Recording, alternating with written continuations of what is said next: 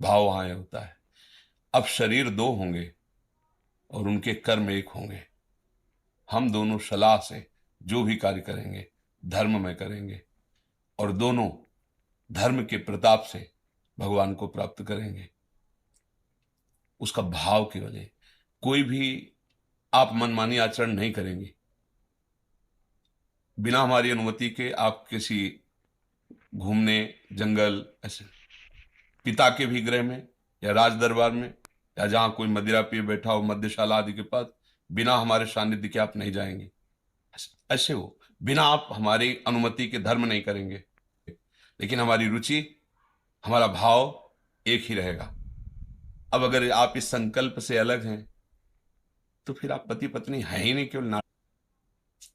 अगर आप वास्तविक पति पत्नी हैं तो जो आप दोनों मिलकर के, जैसे गाड़ी के दो पहिए चलते हैं तो लक्ष्य एक ही तो होता है। ये थोड़ी कि बायां कहीं और ले जाएगा दायां और कहीं ले जाएगा।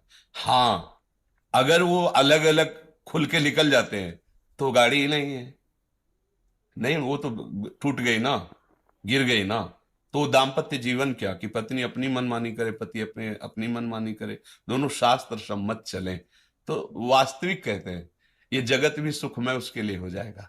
दोनों धर्म से चले, प्यार से चले, और ये पत्नी पातिव्रत धर्म धारण करे और पति पत्नी में केवल अपना भाव, जो संसारिक भाव मान लो काम भाव है, वो केवल अपनी पत्नी में और सीमित होकर के दोनों धर्म से चले, भगवत प्राप्ति के मार्ग में अग्रसर हो जाएंगे। पर जब गर्ल फ्रेंड और बॉयफ्रेंड पहले से ही बन रहे हैं तो इनमें पातिव्रत धर्म आएगा, इनमें एक पति निष्ठा आएगी, उनमें एक पतिव्रत का भाव आएगा, या पति एक पत्नी से अपने जीवन का प्यार दे देगा क्या?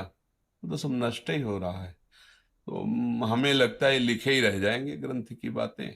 धारण करने की योग्यता तो हमारी नई पीढ़ी पहले ही खो दी, नहीं खो दी। सोचो, जैसे पवित्र वस्त्र पहन करके ही यज्ञ किया जाता है, ऐसे ये शरीर वस्त्र है। इसको तब तक पवित्र रखना है जब तक ये दाम्पत्य जीवन का संकल्प न बन जाए। पर ऐसा हो रहा है क्या? है? कहाँ हो रहा है? आप बताओ ना, कहाँ हो रहा है?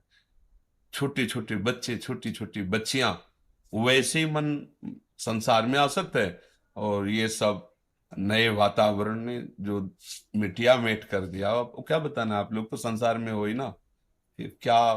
अब ये बातें केवल केवल बातें ही रह गई।